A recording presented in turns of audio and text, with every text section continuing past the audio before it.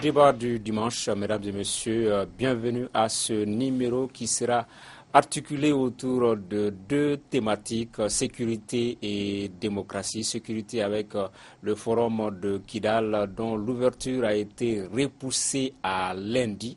On va également parler de ces attaques, l'Europe ciblée en début de semaine avec ce tatata à Bruxelles et également l'attaque du camp de l'EUTM à Bamako. Nous allons parler donc démocratie aussi avec les 25 ans d'avènement démocratique au Mali, 26 mars 2011, 26 mars 2016, 25 ans donc déjà que le Mali connaît cette ouverture démocratique et également le Bénin avec cette élection qui voit Patrice Talon présider désormais aux destinées du pays, des questions qui seront abordées par nos invités Adam Cham du Républicain, Etienne Fakaba Sissoko, enseignant, Gaussou Drabo, journaliste, ancien ministre de la Communication, et Serge Daniel, journaliste, écrivain. Annoncé pour ce 27 mars, l'ouverture du forum de Kidal a finalement été repoussée à lundi. Cette rencontre, à en croire beaucoup, devra consacrer les retours de Kidal dans le giron national et pour ce faire, l'État lui-même avait soutenu l'initiative à hauteur de 400 millions de francs CFA.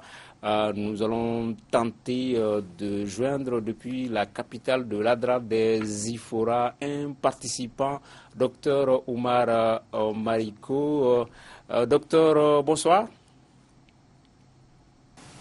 Bonsoir. Est-ce qu'on peut savoir déjà, vous participez à cette rencontre en qualité en tant que qui, sur en tant que quoi, docteur? Le président du Parti Solidarité africaine pour la démocratie et l'indépendance, accompagné du secrétaire aux relations extérieures du bureau politique du Parti Sadi, sont là. Nous sommes là à ce titre-là. Et nous sommes là comme des personnes, comme une organisation politique qui a commencé une démarche politique d'établir le dialogue entre les citoyens de notre pays depuis les fameux voyages de Yafounké et un peu avant en Mauritanie, etc. Nous sommes là pour suivre un bébé dont nous avons vu se développer et naître et se développer. Une dernière question, docteur. Est-ce que vous pensez qu'à l'issue de ce forum, le drapeau malien va flotter sur Kidal? Il ne faut pas mélanger les deux choses. Le forum n'a pas pour objectif de faire flotter le drapeau malien ou de faire venir les femmes ou l'administration du Mali. Ce n'est pas ça l'objectif du forum. Et c'est là où les gens travaillent à la confusion. Mais le forum permet bien de donner une excellente base, une bonne base pour un véritable déploiement d'une administration au service des populations. Je crois que le forum prépare à cela, mais le forum n'a pas comme objectif de faire venir le drapeau malien ou etc. Ça se déroule dans le cadre des accords qui ont été signés de l'autre côté.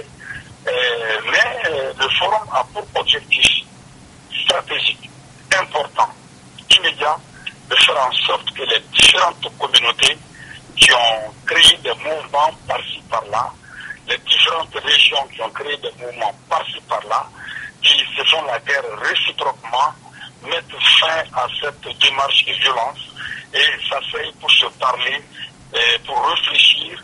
Et ce que nous souhaitons en lien avec toutes les populations du Mali pour que nous puissions inaugurer notre phase de notre vie nationale, débarrasser de toute forme de violence gratuite.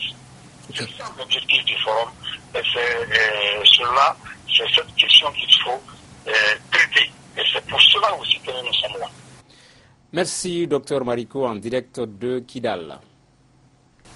Bon débat et merci beaucoup. Voilà, Etienne Fakaba Sissoko. Le forum n'a pas pour vocation de faire flotter le drapeau national à Kidal. C'est vraiment aux antipodes de ce que pense la majorité des Maliens quand même. Absolument, c'est ce que j'avais dit lorsqu'on avait annoncé en grande pompe ce forum. J'avais dit qu'il fallait que le gouvernement du Mali et aussi les groupes armés définissent les objectifs de ce forum. Mais jusqu'aux dernières nouvelles, c'est Dr Marico qui nous apprend les objectifs de forum. Sinon, on a cherché les termes de référence. C'est nous qui l'avons appelé. Hein. C'est nous qui l'avons appelé. Oui, c'est dans l'interview. Les organisateurs pouvaient le faire aussi. C'est dans l'interview que je découvre les objectifs de ce forum. Sinon, on a cherché longtemps les termes de référence de ce forum. Jamais on a pu les retrouver. Mais ce qui est important aujourd'hui de signaler, c'est que l'accord de paix a été signé et l'objectif après l'accord de paix, c'est le retour de l'administration, le retour des réfugiés, le retour de l'armée nationale. Et toute chose, toute action qui ne permet pas cela est une perte de temps pour le Mali, est une perte d'énergie. D'autant plus que le montant annoncé pour l'organisation du forum, c'est un gâchis, c'est vraiment quelque chose aujourd'hui qu'il faut revoir. Le gouvernement s'est retrouvé piégé dans son propre jeu. Serge Daniel. Alors moi je souriais parce que Étienne à l'époque appelait Ouma Marico camarade, c'était son assistant pendant la campagne. Et subitement il appelle le docteur comme s'il ne s'entendait plus. Bon, mais c'est pas grave. Ça c'était la parenthèse. Mais en fait il faut un autre forum. Ce forum va pas... et c'est pas un forum complet. Vous avez un forum où il n'y a pas le gouvernement. On sait qu'il n'y a pas le gouvernement parce que le gouvernement souhaitait qu'à minima... un symbole, le gouvernement ne voulait pas donner l'impression d'aller sur un territoire étranger, donc le gouvernement a souhaité le report du forum, mais le gouvernement n'est pas seul. Vous avez aussi les groupes armés qu'on appelle Pro-Bamako qui ne sont pourtant présents à Kidal, n'ont pas participé à ce forum. Il y a eu mésentente entre le gouvernement et les rebelles, c'est pour ça que le gouvernement n'est pas là. C'est bien que le forum se tienne même à minima, parce qu'ils vont discuter entre eux. Je crois qu'il y a des délégués qui viennent de la Mauritanie, qui viennent d'autres régions, mais ce n'est pas le forum qu'on attendait. Cela dit, moi, je ne désespère pas du tout, à partir du moment, c'est un symbole que Ouma Marico soit là-bas, c'est un député à l'Assemblée nationale, je pense que les choses vont avancer, mais que ce n'était pas ce qui était prévu. Voilà. Adam Tchaf. Il avait son je crois que le mieux qu'on puisse dire, c'est que, en fait, la plateforme et la CMA reviennent à l'idée originelle de ce forum qui est de parachever le processus d'ANEFIF. Qu'est-ce qu'il faut parachever? On ne sait pas, parce que Étienne a raison, il n'y a pas de document public. Il y a eu un communiqué qui donne 4 objectifs généraux, mais sans plus. Et il se peut qu'il y ait vraiment des raisons pour les deux groupements de se rencontrer. Et je crois que c'est ce qui est en train de se passer à Kidal avec le financement de l'État, et après que nous avons pensé longtemps que l'État serait représenté à Kidal et que cette réunion de Kidal serait au moins le prélude en retour de l'administration et du drapeau malien à Kidal. Si on nous dit aujourd'hui que ce n'est pas le cas, évidemment, on ne sait plus à quel sens se vouer. Monsieur le ministre, sur le forum? Oui, moi je serais un peu moins indulgent que Serge. Vous savez, lorsque les délégations de la plateforme de la CEMA ont rencontré le chef de l'État et que dans les entretiens, il y a eu l'évocation du forum de Kidal, le forum a changé de dimension. Bon, il devenait pratiquement un événement national, il devait avoir le gouvernement. Pas seulement le gouvernement, il y avait également les partenaires inclus qui ont participé à l'élaboration de l'accord pour la paix et la réconciliation. Si c'est une rencontre locale qui n'est que le prolongement de ANEFIS, il n'y avait pas nécessité de rencontrer le chef de l'État, de demander le secours de l'État pour inviter la communauté internationale. Un forum qui va dans la réconciliation, vers la réconciliation intercommunautaire n'est pas une chose négligeable, mais il y a une dimension nettement en dessous de ce qui pouvait être attendu avec la participation de toutes ces parties. Et le flou a été très longtemps entretenu. Parce que vous ne pouvez pas appeler le gouvernement, appeler le bailleur de fonds, les faire asseoir devant vous et dire on va confirmer ce qui s'est passé à ANEFIS. À ANEFIS, il y avait 3 représentants du gouvernement déjà. Donc ce n'était pas une répétition d'ANEFIS qu'on attendait, c'était le passage à une étape supérieure. Et ce passage à une étape supérieure, c'est effectivement le retour d'un minimum de normal à Kidal. Vous savez, Kidal est aujourd'hui, même pas hors de l'État, Kidal est hors norme. Et les premières victimes sont les populations. C'est une ville fantôme dans laquelle sont restés que ceux qui sont impliqués dans les mouvements armés, ceux qui sont impliqués aux côtés des djihadistes, les Kidalois qui n'ont pas pu fuir et les Kidalois qui travaillent pour la MINUSMA. Okay. Donc il faut changer les choses. D'accord. Il semble y avoir quelque chose d'illogique, d'incohérent dans le processus, puisque jusque-là, tout ce qui avait été entrepris, il a été dans un cadre multipartite, CMA, plateforme, gouvernement malien et médiation internationale. Or, on voit par rapport à Kidal, c'est quasiment ces deux parties. Est-ce qu'il n'y a pas un peu d'incohérence à ce niveau-là? Puisque quand on voit tout ce qui a conduit vers le processus d'Alger, ça a été multipartite, CMA, plateforme, gouvernement malien et puis médiation internationale. Mais par rapport au forum de Kidal, il n'en est pas fait cas. Absolument. Moi, je suis étonné que les gens soient étonnés de ce volte-face aujourd'hui des groupes armés. Comment on peut inviter, on peut souhaiter la présence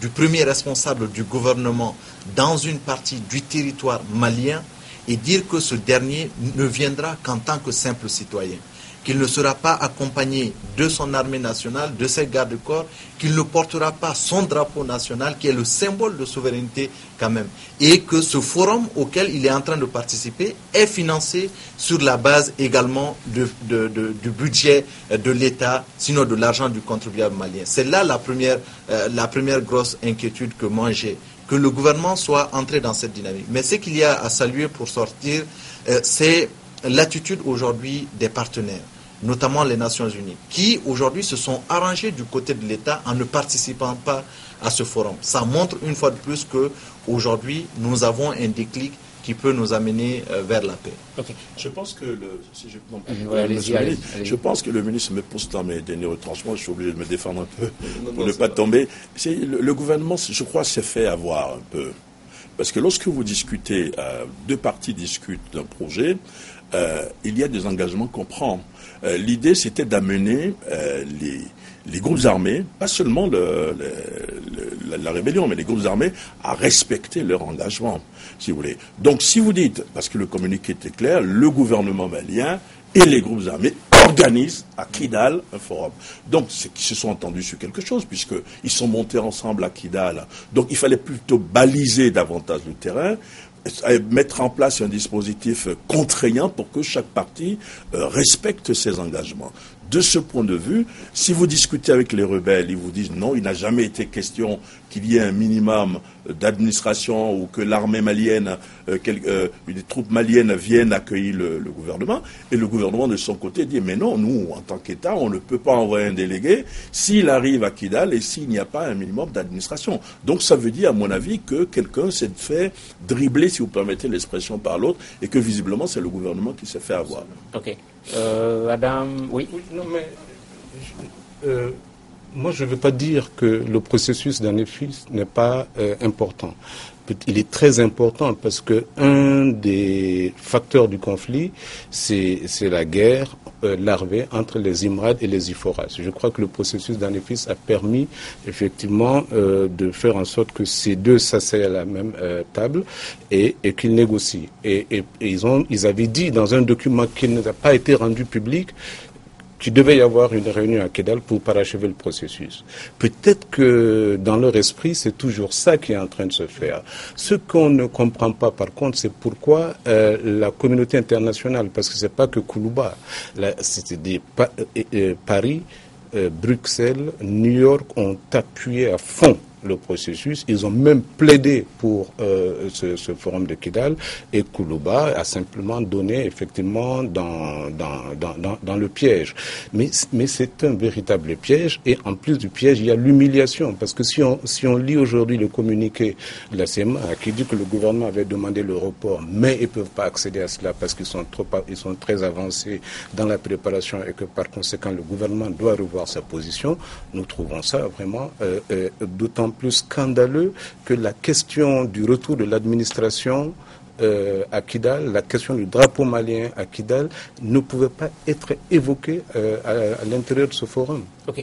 Monsieur le ministre, on est dans un pays où l'effet de contagion, l'effet de mort est là. Est-ce que le gouvernement ne doit pas mettre un terme à la OLA? Aujourd'hui, il y a eu le forum d'Anefis, aujourd'hui c'est le forum de Kidal. Peut-être demain, il peut y avoir d'autres forums dans d'autres régions. Est-ce qu'aujourd'hui, il ne faudrait pas se pencher exclusivement et intégralement vers la mise en œuvre de l'accord et point final? l'accord au point final. Sinon, si on entre dans ces forums à n'en pas finir, ça peut être du dilatoire aussi. Oui. Non, moi je voudrais rappeler, et Serge l'a vraiment bien souligné, le communiqué a été signé SEMA, plateforme gouvernement du Mali. Il n'y avait pas seulement le forum de Kidal, il y avait aussi la problématique des autorités intérimaires. Il y avait la problématique de l'organisation des futures élections de proximité et il y avait la problématique du renforcement de la sécurité par la mise en place des patrouilles mixtes. Donc ça veut dire qu'il y a eu une conversation politique, à mon avis, de haut niveau. Si c'était simplement pour le rapprochement définitif de deux communautés entre lesquelles il y a eu des malentendus, je crois que ce n'était pas la peine d'aller à Koulouba pour aller à cela. Donc, sauf pour chercher l'argent. Ça, Thiam, le commentaire t'appartient. Donc, mais je veux dire que je ne pense pas que le gouvernement s'est fait rouler, sinon il n'aurait pas signé. Enfin, je ne pense pas que le gouvernement était naïf.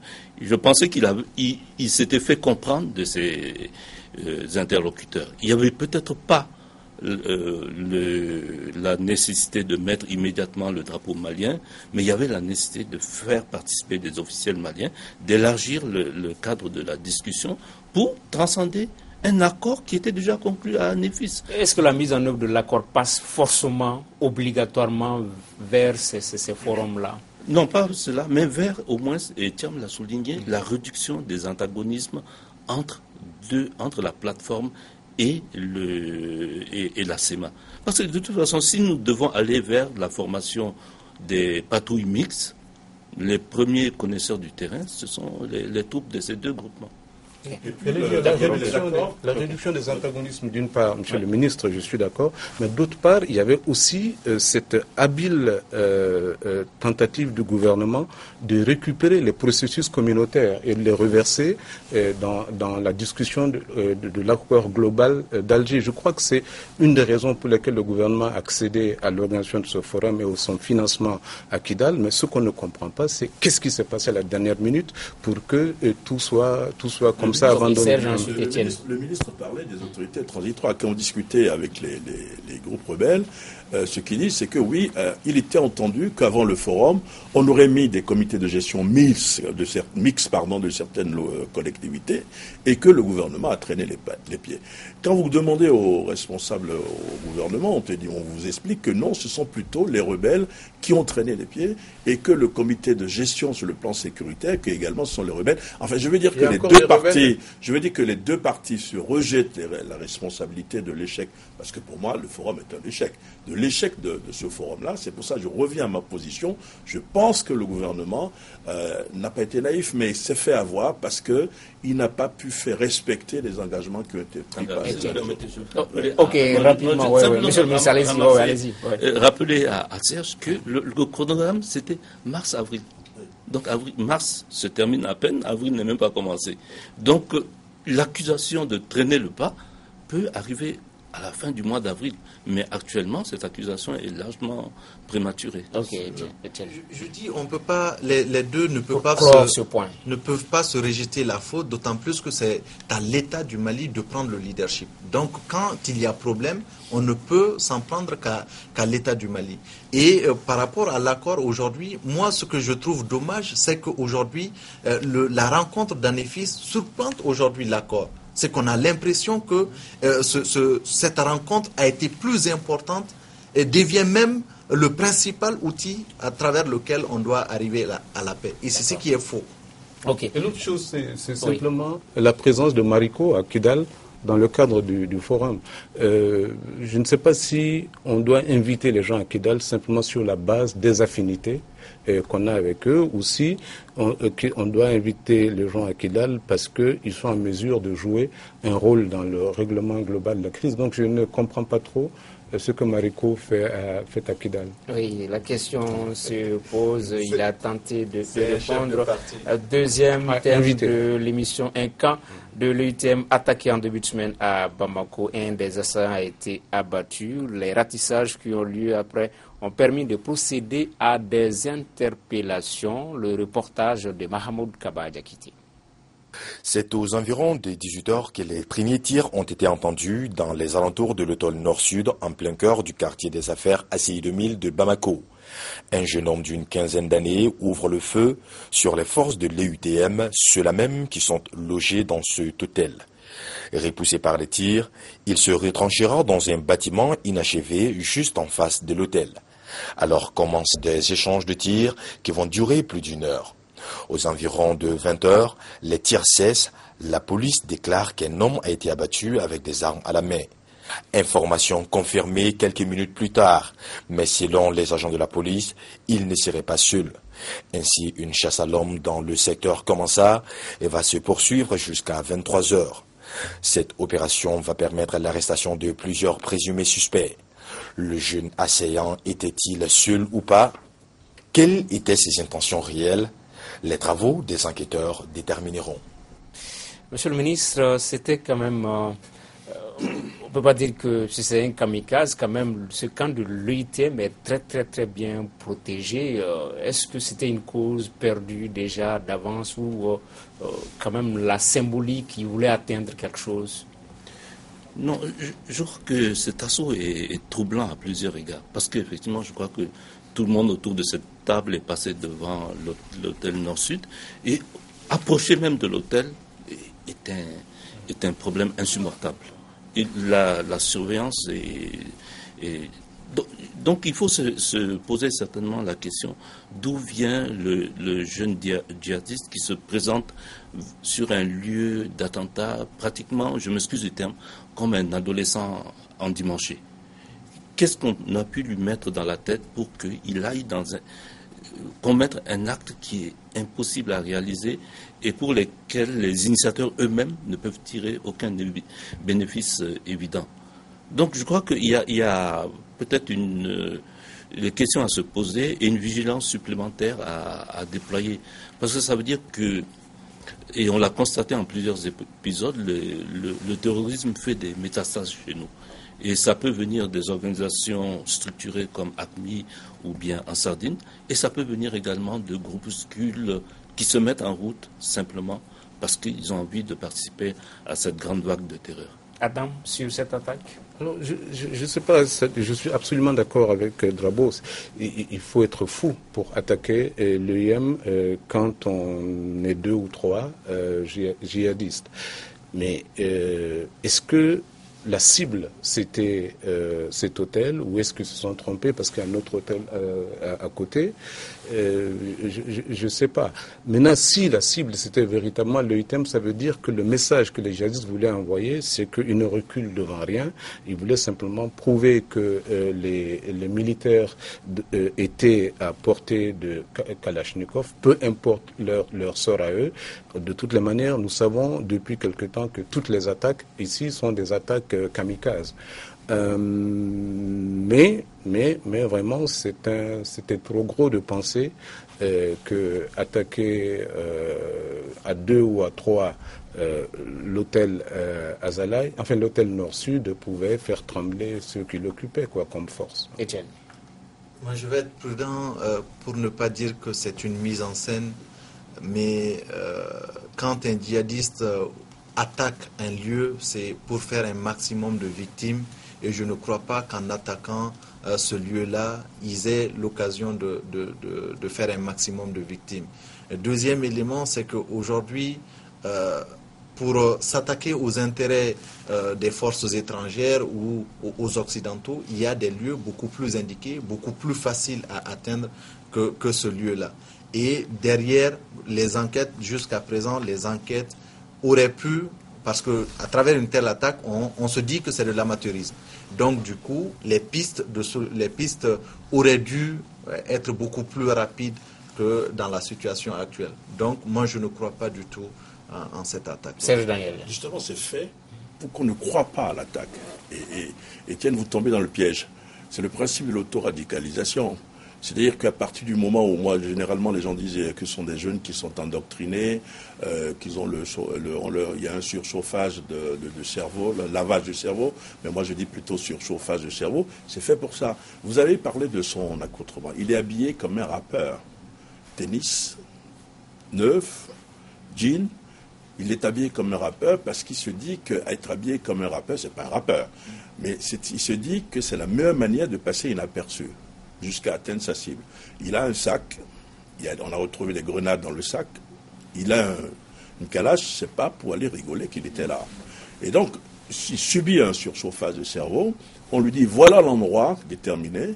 Donc l'inquiétude pour moi, c'est plutôt au niveau de ceux qui recrutent. Ça veut dire que malgré la lutte contre le terrorisme, vous avez toujours des gens qui recrutent, qui forment ces jeunes-là. Et donc le principe aujourd'hui, c'est de tout faire pour pouvoir démobiliser ces jeunes, de les déradicaliser. Parce que ce qui s'est passé, il faut avoir un courage pour le faire. Et lui, il avait ce courage tout simplement parce qu'on lui avait surchauffé le cerveau. Mais Serge, l'autoradicalisation, en général, un acte d'autoradicalisation n'est pas suivi de revendications. Or ici, AQMI a revendiqué tout de suite. Et donc, c'est des gens qui étaient en mission. Ils étaient en mission. Leur mission, c'était peut-être d'attaquer Azalaï, Nord-Sud, mais ce que nous nous demandons ici, c'est quelle est l'intelligence, la pertinence d'un tel acte, à moins qu'il se soit trompé d'hôtel, il n'y avait aucune chance. Je parlais d'autoradicalisation, je voulais parler de radicalisation plutôt, de radicalisation, mais ça prouve qu'il y a des gens qui recrutent toujours, qui travaillent ces jeunes-là, et c'est ça là le danger. Le danger, c'est de passer inaperçu et de tromper des gens comme Étienne. La pertinence de l'acte, comme Aram posait la question, la pertinence de l'acte, monsieur le ministre, ça peut être cette hypothèse, puisque l'UITM remet à niveau l'armée malienne à travers des Jetia, Ilou, Sigi, Waraba, etc., qui combattent dans le nord du Mali. Et effectivement, elle peut être une cible potentielle de ce point de vue-là. Non, moi, je trouvais troublant quand même. AQMI, lorsqu'elle envoie ses combattants, comme elle dit, là, elle les identifie après. Voici les martyrs que nous avons envoyés sur le terrain. Ici, il y a une revendication, mais sans identification. Je me demande si AQMI n'a pas fait un acte d'opportunité pour montrer qu'elle est partout, que n'importe quel franc-tireur agit sous ses ordres. Parce que c'est pour ça que je dis que ce que Fakaba disait est réel. Ils essayent toujours de tirer un minimum de bénéfices. Des dégâts matériels immenses, une panique dans toute la ville et tout cela. Mais ici, le bénéfice est très, très minime.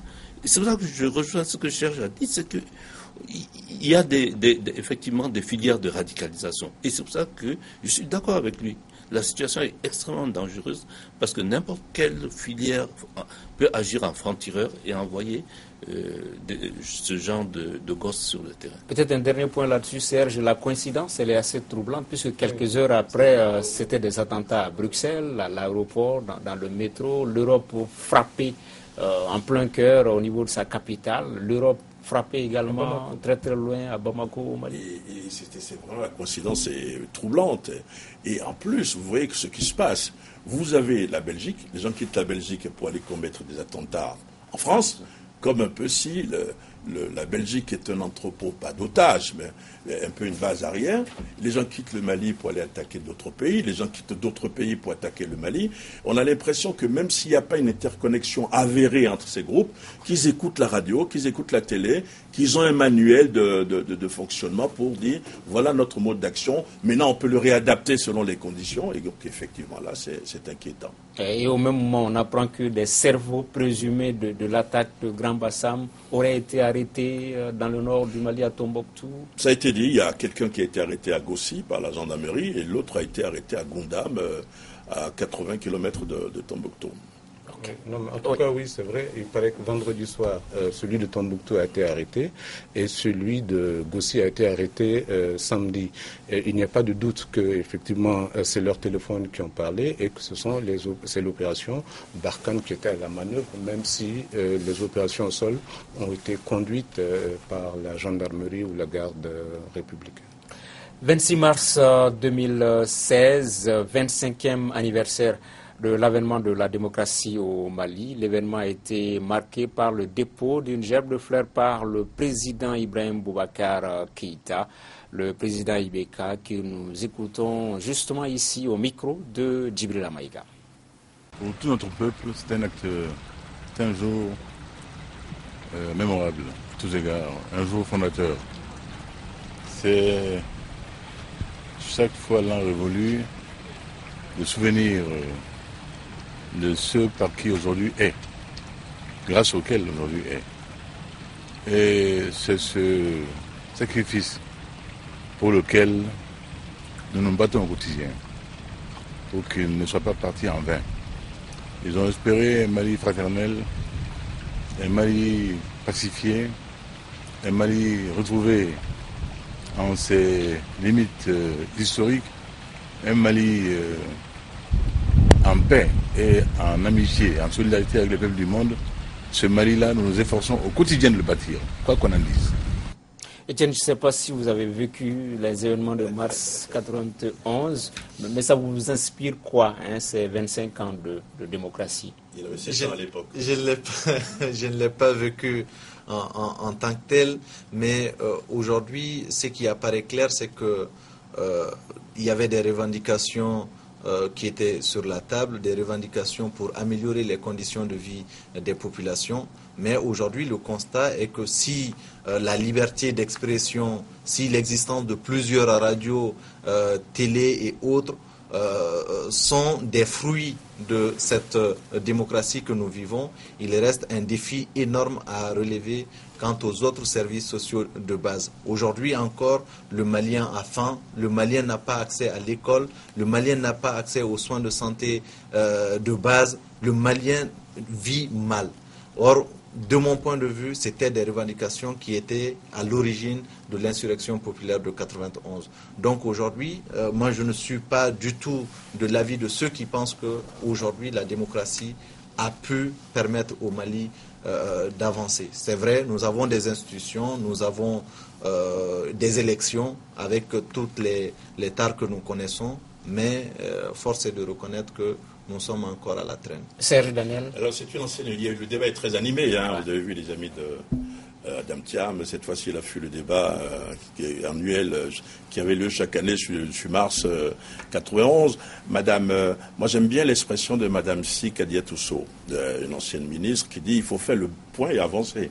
Il y a ce qui a fonctionné et ce qui n'a pas du tout fonctionné.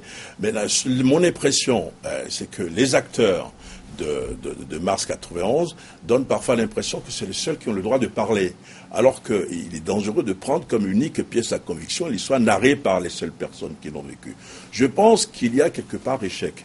Mais l'échec n'est pas idéologique, parce qu'en 91, il n'y avait pas de parti politique de droite dans un pays comme le Mali. Tout le monde était de gauche. Étienne en a hérité. C'est pour ça qu'ils sont de gauche. Mais le problème, ce sont les hommes. Je pense que le couac de la révolution de 91, et j'en aurais terminé, l'échec provient des hommes. Il y a des divergences entre les hommes, il n'y a pas de divergence idéologique, ça c'est mon point de vue, et que les hommes politiques maliens, quand vous voyez tel homme dans tel marigot, vous dites « Ah, lui, il est là, je ne vais pas aller là-bas, je vais aller de l'autre côté ». Donc ça fait qu'il y a eu des divisions au sein des partis politiques, il y a eu des scissions, etc. Et qu'aujourd'hui, les hommes politiques maliens sont un peu responsables de ce qui s'est passé. 25 ans après, j'en aurais terminé, vous avez vu des anciens ministres, des anciens collaborateurs du général Moussa Traoré qui ont sorti un livre collectif pour dire « Voilà, nous, notre bilan ». Et j'ai entendu le bruit que ça a fait. J'aurais été très heureux de voir les responsables de ce mouvement démocratique de l'époque, écrire un livre collectif pour dire voilà ce que nous avons fait. Oui, Monsieur le ministre, votre éditorial là-dessus, c'est le souffle et l'esprit du 26 mars, justement par rapport à cet antagonisme entre acteurs du mouvement démocratique. Vous dites que la première fissure a commencé à partir des municipales de janvier 92. Oui. Où il y a eu cette divergence déjà entre l'ADEMA, l'USRDA et puis le CENID face au Rivaton. Oui. Non, vous savez, d'abord je voulais dire, au cours des années, j'ai entendu les gens refuter le vocable révolution pour parler de ce qui s'est passé le 26 mars. Mais pour moi, c'est une révolution, effectivement, un changement radical de régime, l'instauration d'une nouvelle réalité. Et le problème, c'est que malheureusement, comme dans toute révolution, ceux qui font la révolution vont ensuite à la conquête du pouvoir. Et c'est à ce moment que, comme disent les Maliens, les choses se gâtent. Et les choses se sont gâtées effectivement dans la conquête, l'exercice du pouvoir, le maintien au pouvoir. Mais si vous voulez, pour ne pas retourner sur le tout, je pense qu'on n'insiste pas suffisamment sur le fait que la société civile a une large part de responsabilité dans le fait que l'expérience démocratique malienne n'ait pas atteint la qualité attendue.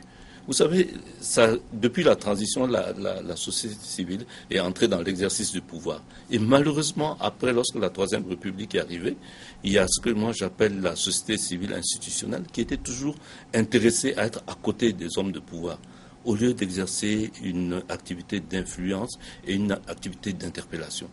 Le politique, si vous ne l'interpellez pas, si vous ne le harcelez pas, il fait exactement ce qu'il veut.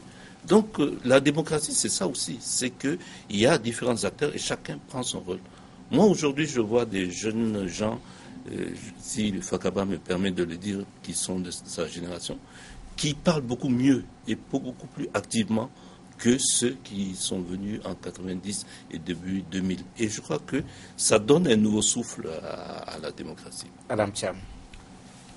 C'est quand même, je crois, très difficile d'évaluer mars 91 parce que pour l'évaluer, il faut qu'on soit d'accord sur ce qui faisait la lame de fond de cette révolution et je pense que c'est une révolution. Et puis, il faudrait en plus écouter les acteurs, ce qu'on ne fait pas souvent. Le fait que Moussa Traoré, qu'il y ait un livre sorti sous l'égide de Moussa Traoré, effectivement, pour moi, vient renforcer le débat. Parce que ce que Moussa Traoré profite aujourd'hui du fait que les Maliens disent effectivement que la corruption a pris une trop grande importance après lui, alors que une des aspirations de mars 91 aussi, c'était quand même le Kokadje, parce que le terme est même venu avec la révolution de mars 91. Mais essayons de voir, par exemple, sur la démocratie. On arrive à faire des élections. Elles ne sont pas bonnes. Et bien entendu, le processus électoral est corrompu. Et il n'y a pas de raison qu'il soit corrompu. Les institutions, le pouvoir, la séparation des pouvoirs n'est pas une réalité.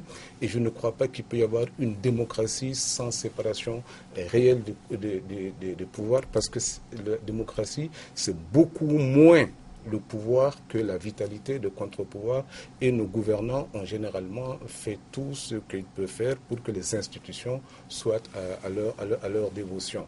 Mais il ne faut pas jeter la pierre. Par exemple, j'entends beaucoup de gens de la période de Moussa Traoré dire oui, vous avez échoué. Mais en fait, moi, ce qui m'étonne, c'est que pendant 23 ans, ce pays n'a pas eu d'université. Il n'y a pas d'exemple sur le continent d'un pays qui, en 23 ans, n'a pas pu faire une université. Et c'est les pays qui ont les mêmes réalités économiques et sociétales que nous. Niger, Tchad, tous ces pays ont une université et tout le monde connaît le rôle structurant de l'université dans la fourniture d'une éducation de qualité. Ok. Monsieur le ministre, le Mali était toujours cité comme un exemple de démocratie avec le Bénin, le Sénégal, le Ghana. Est-ce que les événements de mars 2012 mettent un terme à cette exemplarité de la démocratie malienne? Vous savez, moi, le mot exemplarité m'a toujours gêné. Parce que pour moi, on n'était pas une démocratie exemplaire. Le mot spécificité, particularité, me convenait mieux. Parce qu'effectivement, on a une démarche particulière qui est initiée aussi bien par le président Konaré que par le président ATT. Mais vous savez, lorsque la démocratie se laisse aller et éteint tous ces circuits de vigilance, ce qui est arrivé en mars 2012 arrive. C'est-à-dire une dégradation de la gouvernance qui atteint un tel niveau qu'effectivement, elle fait le lit, et tout le monde l'a reconnu, du coup d'État le plus absurde qu'on connaisse. Ce qui frappe aussi, c'est que 25 ans après, lorsqu'on constate qu'un homme politique a peur d'aller rejoindre les rangs de l'opposition, ce n'est pas un démocrate. Excusez-moi de parler, c'est son droit de ne pas aller. Mais il doit être dans le camp de l'opposition et qu'il ne va pas dans le camp de l'opposition, ce n'est pas un démocrate. On ne fait pas de la politique comme ça. Ensuite, lorsqu'on crée un parti politique, on crée un parti politique pour prendre le pouvoir. Il est inacceptable de voir des partis politiques qui ont été créés pour prendre le pouvoir démocratiquement, mais qui ont refusé d'aller aux élections, former une coalition de partis pour soutenir un homme. Et enfin, je voulais terminer sur ce que disait le ministre tout à l'heure, ça me semble très important. Ça fait une vingtaine de pays, bientôt une vingtaine d'années que je suis dans ce pays. Ce qui me frappe, c'est la société civile. Vous n'avez pas de société civile assez forte. Et je vais vous titiller. Moi, je pense d'ailleurs qu'en 91, la société civile, c'était les élèves, c'était les étudiants à un moment.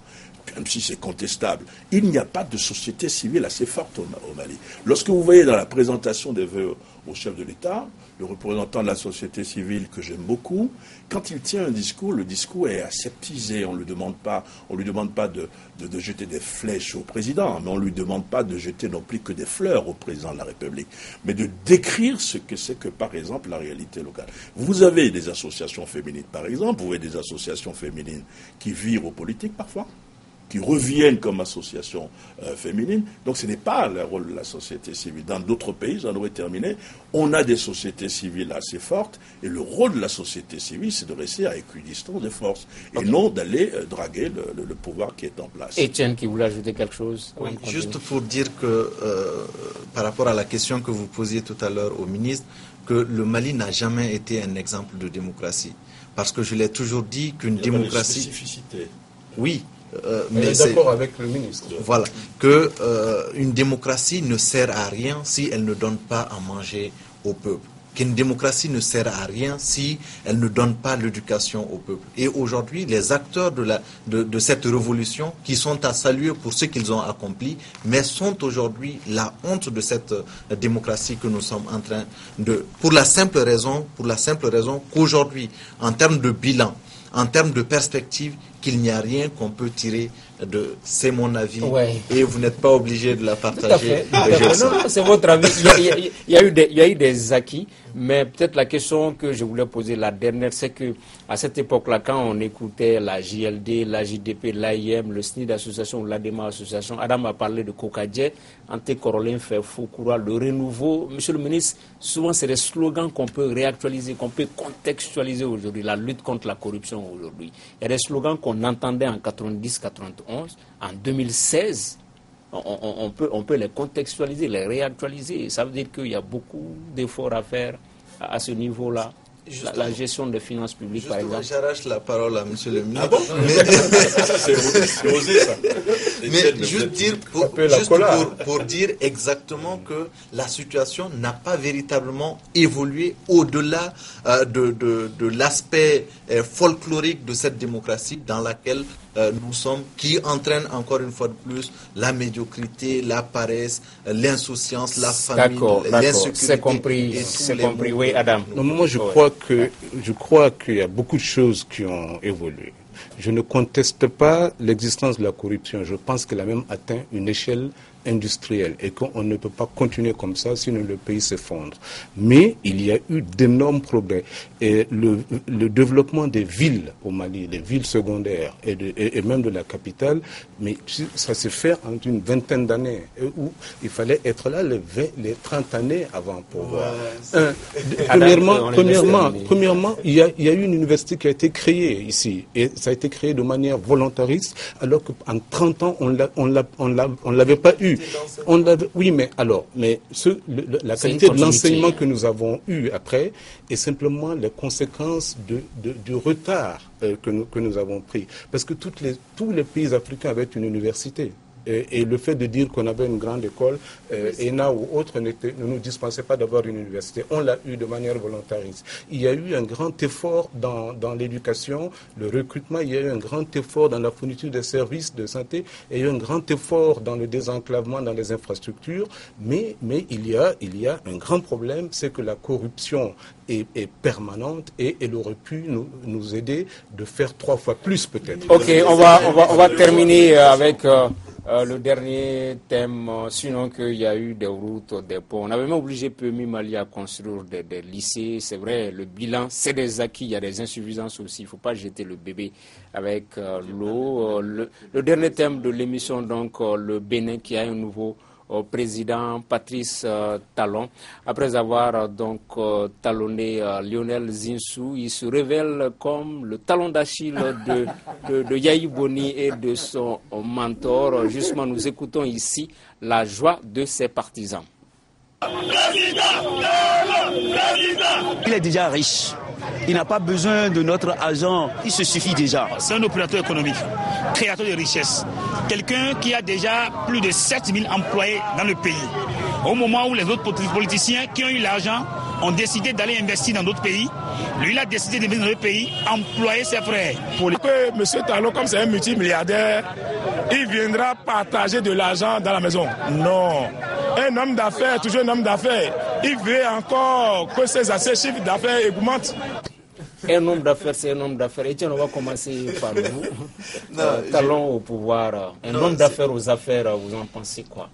Moi, je dis qu'il a une expérience, un bilan dans son parcours qui montre que c'est quelqu'un qui a déjà participé au développement de son pays et qu'il a l'occasion aujourd'hui de l'étendre à l'ensemble du pays de façon générale. Mais il est clair que le dernier intervenant a raison, que l'homme est insatiable de toute façon et que c'est à la société civile, c'est à ses électeurs qui l'ont porté au pouvoir de veiller à ce que les objectifs pour lesquels il a été élu, qu'il arrive à atteindre cet objectif. Et juste terminer pour saluer le président sortant qui a réussi quand même l'alternance politique, même si en gros en Afrique ça ne veut pas dire grand-chose. Adam, des enseignements à tirer de cette présidentielle au Bénin, cette victoire du Talon? Oui, juste pour te répéter, Tangara, je pense effectivement que l'arrivée de Talon montre que l'argent, c'est le talon d'Achille de la démocratie africaine, donc la démocratie du Bénin aussi. Et je pense effectivement que Zinsou a été un très très bon perdant. Il aurait pu compliquer la situation, mais je pense surtout que le vote, en fait l'élection de Talon a été un vote sanction contre le président sortant. Monsieur le ministre. Bon, moi, je parle sous l'autorité de Serge qui doit être encore mieux imprégné que moi.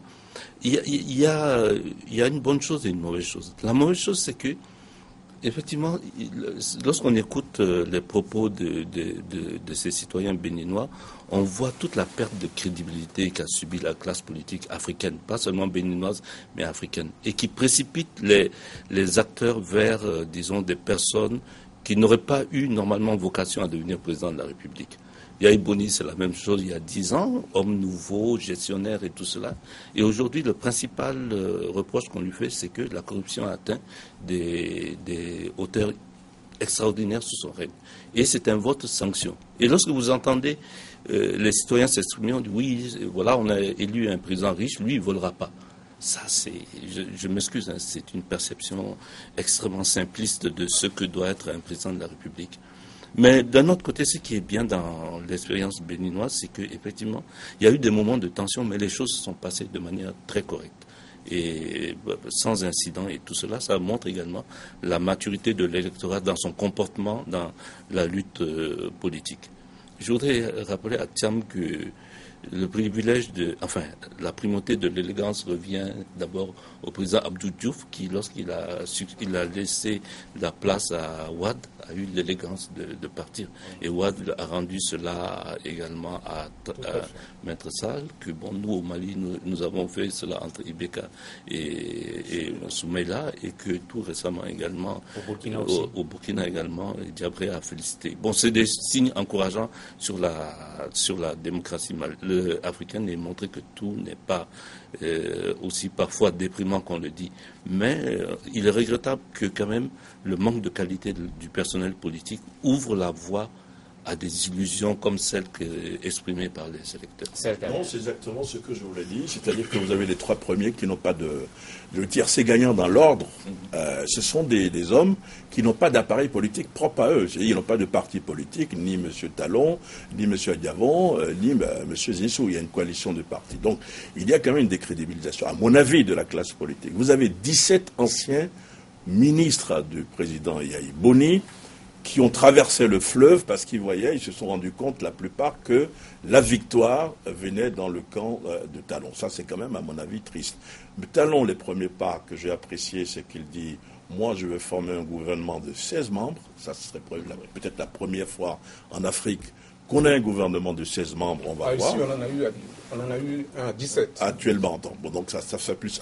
Et il dit « Je prends fonction, le jour où je prends fonction, je vais annoncer les couleurs, la formation de ce gouvernement. » Et il ajoute, et ça m'a paru quand même très important, je vais former un gouvernement, pas de remerciements, mais je vais former un gouvernement de compétences.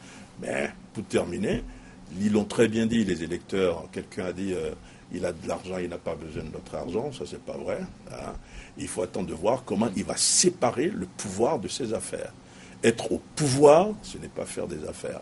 Voilà. Ok, on verra bien.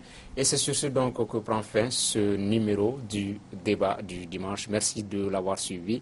Nos invités étaient Adam Tcham du Républicain, Etienne Fakaba Sissoko, enseignant, Gaussou Drabo, journaliste ancien ministre de la Communication, et Serge Daniel, journaliste écrivain. Merci de l'avoir suivi et à dimanche prochain.